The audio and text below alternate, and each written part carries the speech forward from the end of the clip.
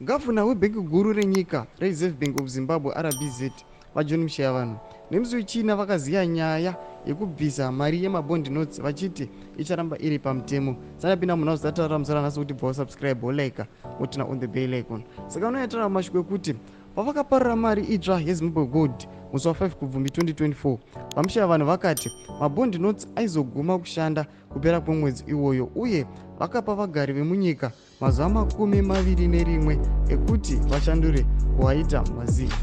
Zvakadaro murukure neStar FM vaMushavanhu vakati mabond notes acharamba achishandiswa achitenderera nezig notes kusvika achisazodiwa.